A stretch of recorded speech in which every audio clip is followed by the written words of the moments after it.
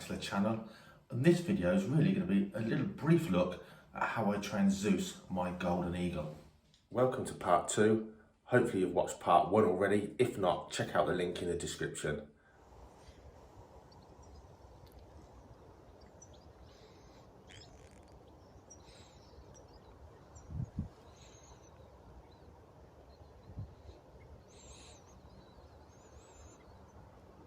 Hi guys, Dave's asked me to do a short video of how I get Zeus fit during the week when I can't get out and fly him.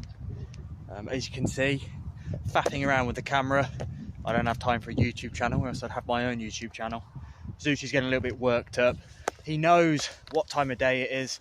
He knows why he's out in the field today, and that all revolves around food. How we tap into all of our bird psychology and get them to do what we want them to do is always around food. That's their drive, their reward, their wanting. Get your hook back on.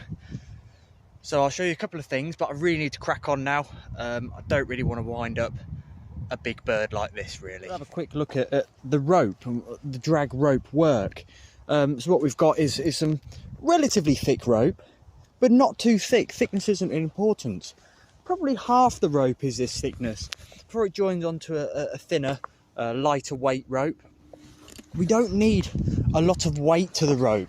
The weight of the rope and the thickness of the rope doesn't really matter.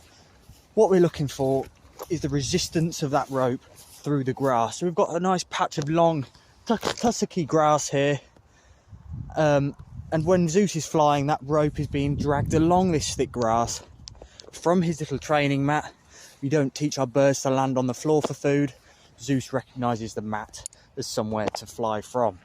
If we had him on a perch, say the height of the fence, he wouldn't have to work as hard as if he has to get himself off of the floor flying to me. So firstly, he's got to get all that weight up into the air and then fly with resistance. So we'll try and set the camera up somewhere and show you Zeus working. And you'll see, whilst he's training on the rope, that resistance and how much he has to beat his wings. The point of this exercise is to keep him pumping his wings constantly until he gets to the glove for his small reward, where he can get his meal, really, and do that multiple times.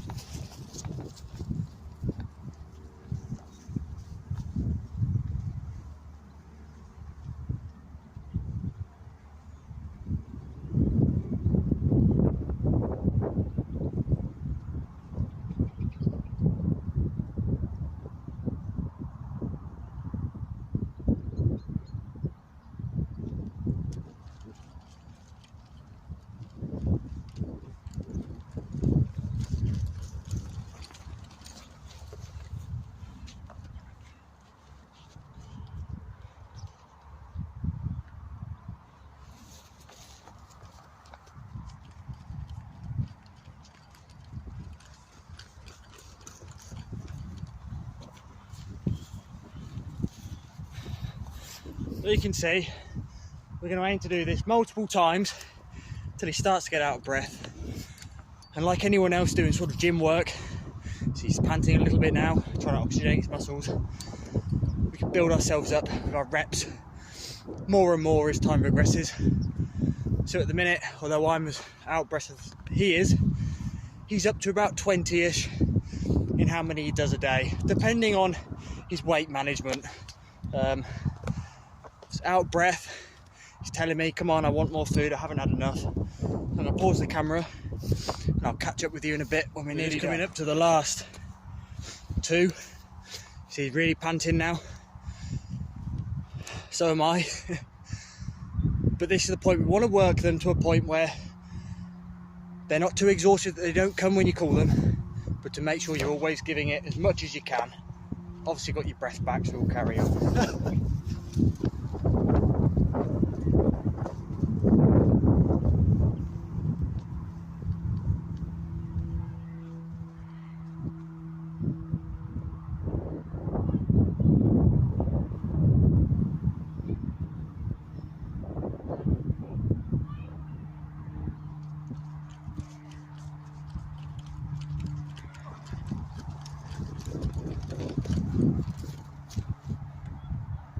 Hopefully you can see just how much he's having to beat his wings.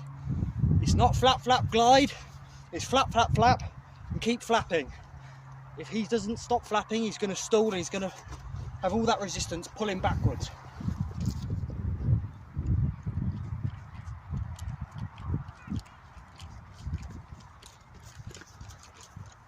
The point of me running back is it gives him less time to get his breath back. Although he's working hard, he knows if he pulls himself off the ground and tries to get to me before I'm even halfway, he's only done half the flying for the same reward. So I need to run back so he can't get so much breath back, and that gives me a little bit of time to get back here whilst he's having a breather on the mat.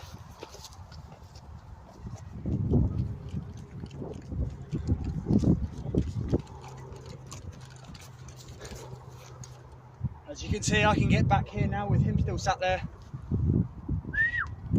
Although he's tired, they're incredibly intelligent when it comes to energy efficiency. Like any raptor, he knows if he catches me out when I'm halfway back, he's done half the work for the same reward. That's how these animals think. Zeus, come on. Nearly done, thank God.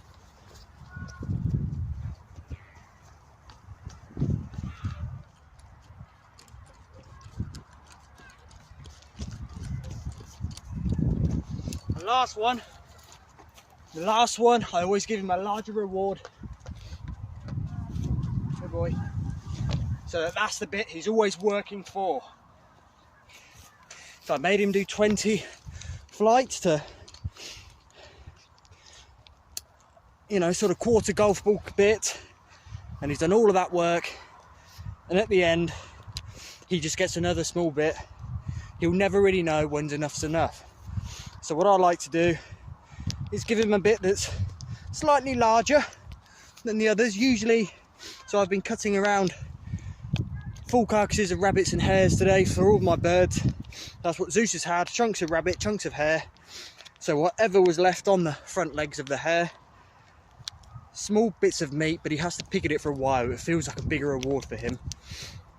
And he'll swallow those bones as well, so that he can get that direct source of calcium. So although there's not actually much meat there, he's really got to pick around it, and he makes him feel like he's had even more. So as you hopefully could see in the videos, I was trying to rush things along. He does get impatient when he knows he's going to fly, so he can sort of tell me that with his feet, and he can squeeze, he can jump around and get a bit fidgety, and that's a slop of chops, haven't you? Hey? That's a lot of weight to have fidgeting on your arm, as you can imagine. And more importantly, this is my lunch break, and I'm hungry too. So the sooner I get him done, the sooner I can go and have a bowl of soup. Like I said, this is just an exercise to exercise Zeus, to keep him fit, keep him building muscle and stamina, get him oxygenating those muscles much quicker with his hopefully fitter respiratory system, so that he can have flight after hares until hopefully he catches one. The whole point of this exercise is because I don't have time to go out hunting 5 or 6 days a week. I'm bound to work like most of us are, and this gives me 30-40 minutes every day where I can really work him hard. There you go, swallowing the bone. Really work him hard, so that he's fit when I do get a chance to get out. It's a mind-numbing, like any sort of exercise, fitness work with birds of prey. It's a really boring way to exercise a bird. The best way is chasing quarry. I can't go out in 30 or 40 minutes every day and give him the same level of fitness as doing this by chasing real animals, hares. So for me, although it's mind-numbing, it does pay off. A few of the key points that I'm sure Dad will run through you is the thickness and the weight of the rope. It doesn't need to be excessive. You think when that bird's flying, coupled with the resistance of the grass, that's enough tension on those legs as he's flying. He doesn't need any more. The weight of the rope isn't important. A little bit thicker rope at this top end, yeah, that's great. You look at the thickness of that, that's for an eagle that weighs 8.5 pounds. You don't really need that on a male Harris's hawk. You're going to put too much stress on those joints and bones and potentially risk hurting your bird. The whole point is to get them fitter and stronger, not the other way around. So what we're looking for is longer grass, if anything. If grass is too long, you're going to risk having that rope or that line snag around tufts of grass. There's nothing worse for you having to unpick it, and when that bird has done maybe 3/4 of its workout and it's trying its damnedest to get back to you, you're cleaning your beak. And it gets pulled back to earth because the rope is caught in grass that's too long and not suitable. Cleaning. So, not short grass, maybe to start with when you're first getting that bird introduced to the exercise and building the fitness up in the early stages. But we're looking for grass that's maybe 4 to 6 inches. I think this grass is maybe 8 to 10 in places, but unless it's absolutely soaking wet and the line's too wet and heavy, it's perfect. The whole point, all you're looking for when you're someone's dog, next door's dog, you're not allowed that. What you're looking for is that bird keep building the weight of the line or find longer and longer grass until that bird is flapping its wings enough that if it were to stop flapping, it'll have to land, but you want it to keep flapping back to the glove. It's the repetitive motion that's going to build up that muscle and that stamina. I'm going to go and have a bowl of soup. I might have to do another one of these videos. I didn't get much footage today, but like I said, the whole point of me doing this exercise is because I'm really, really short of time. Back over to Dave. Zeus!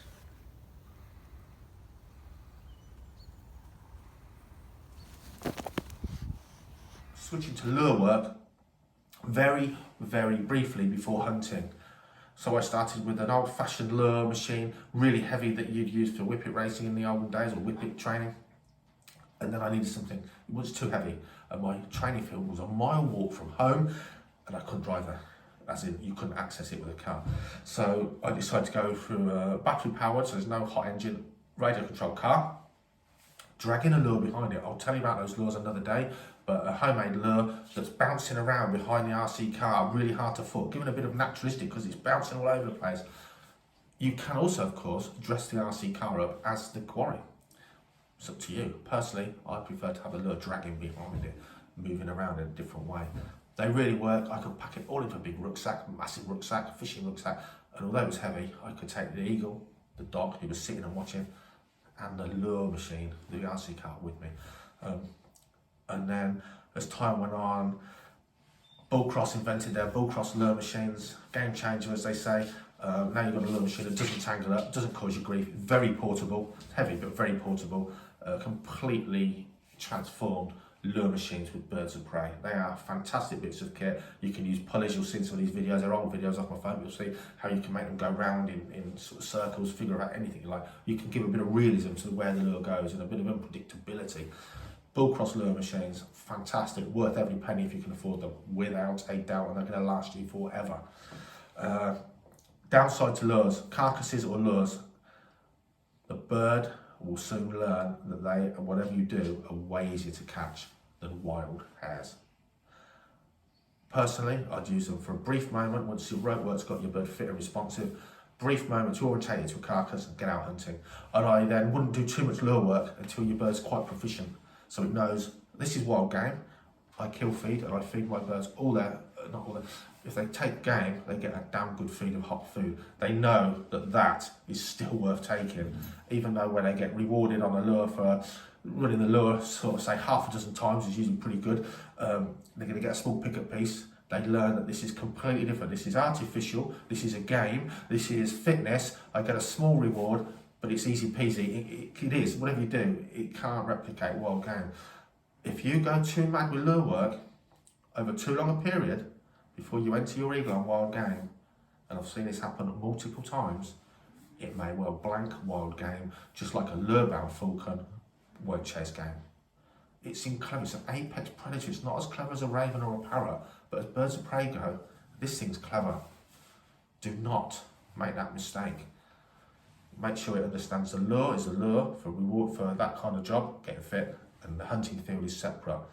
And with all my birds of prey, the hunting field is kept for that. And I have training field or fields for training, where the bird goes into this field, it's not looking for game. It doesn't associate that area with game ever. It knows in its mind, oh, we're just playing a game today.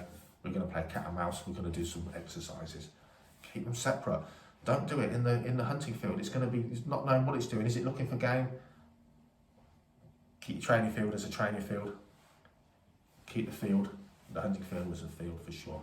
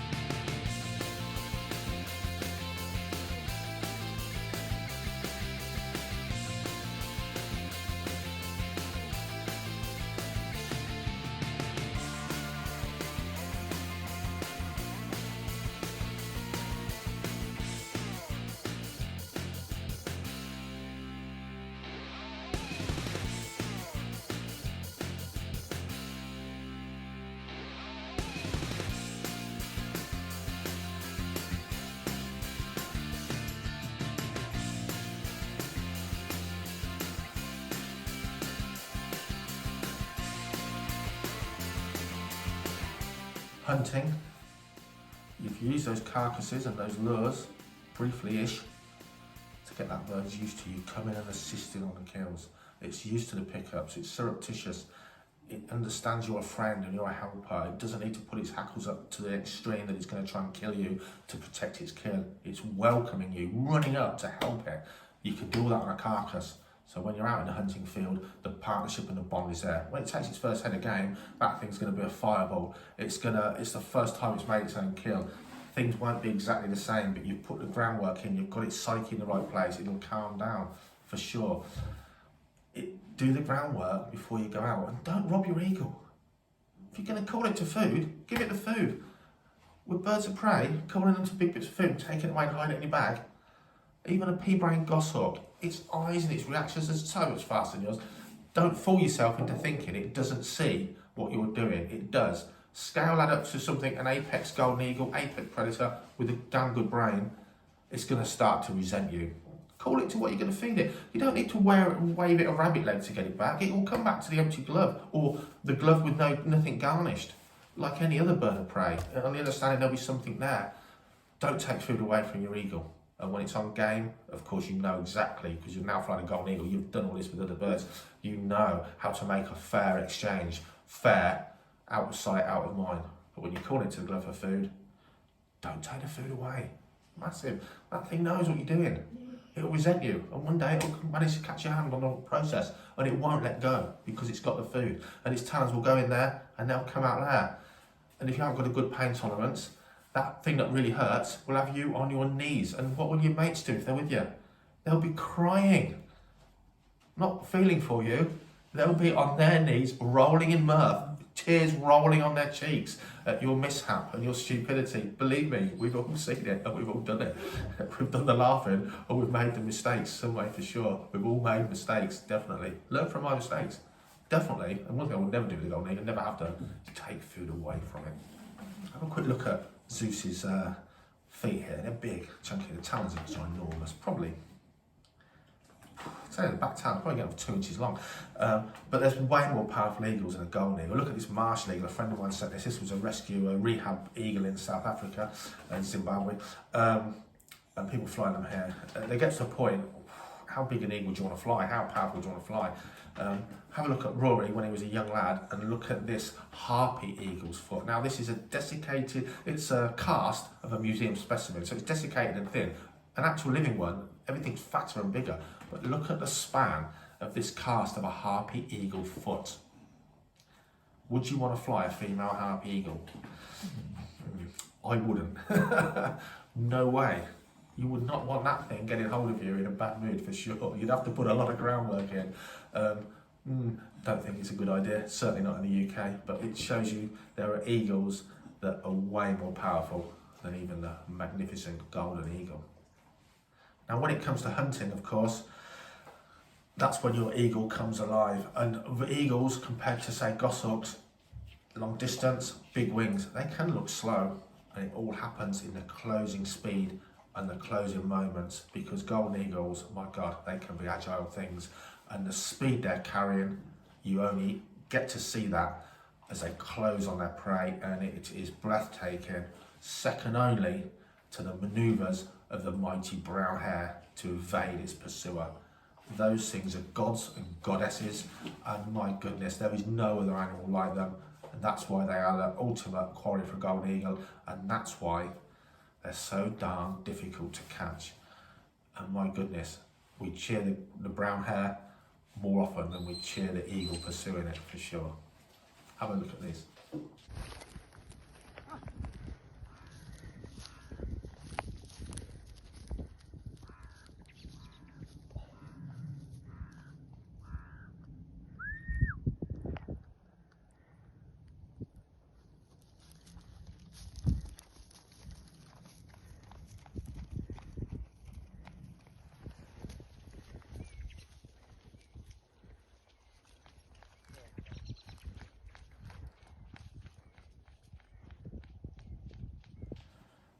I hope you've enjoyed this video. Just a little insight really into how Zeus was trained and some of his training. Hopefully the book about the detailed book of his first 5 years of life will go to print sometime soon. It's at the publishers. And I'm sure we'll revisit this topic many times on this channel, and a little bit more insight into how Zeus was trained and what he gets up to. But thanks for watching. Please subscribe. Like, subscribe, turn on the bell notification, you know the drill. It really helps us out loads, and we'll see you next time.